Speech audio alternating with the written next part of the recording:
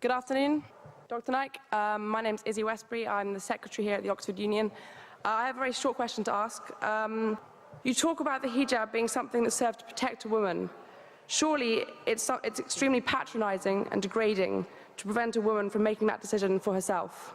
How could you answer that? What's the question, sister?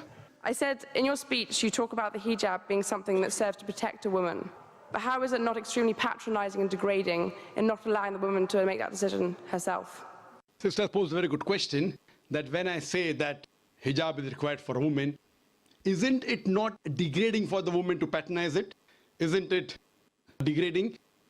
If you read the Quran and Islam has prescribed hijab. That means the woman should be covered. The only part that can be seen are the face and the hands up to the wrist.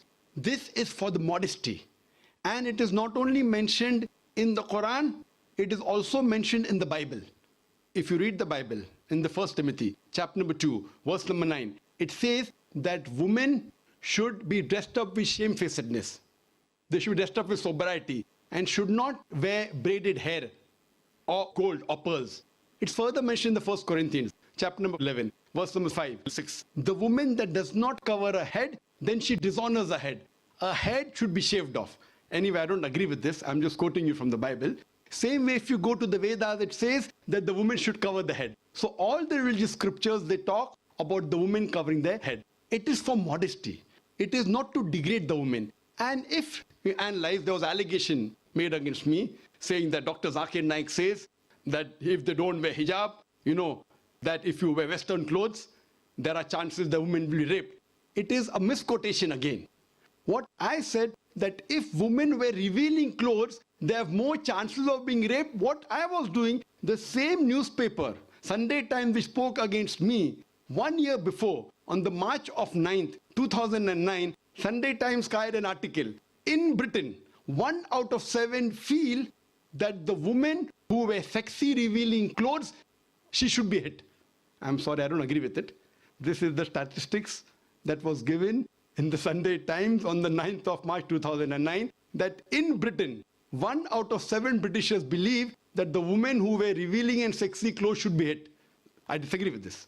Furthermore, one more article came in 2005 in the same newspaper, Sunday Times. It said that 26% of the Britishers, they feel that wearing revealing clothes is partially or totally responsible for the rape. So what I say, that the more modestly you are dressed up, you are respected more. So Islam has prescribed the modest hijab for the woman, not to degrade her but to uplift her. I do agree there may be cultural differences. Islam cannot force anyone to adopt it. There are cultural differences. For example, I'll give you an example. That some societies, what they feel, that even looking at a woman is immodest. Some societies feel looking is no problem, but touching a woman is immodest. Some of the societies feel shaking hand is no problem. Some societies feel kissing no problem. Some societies feel doing anything as long as both agree is no problem. Different societies and different cultures have got different rules and regulations.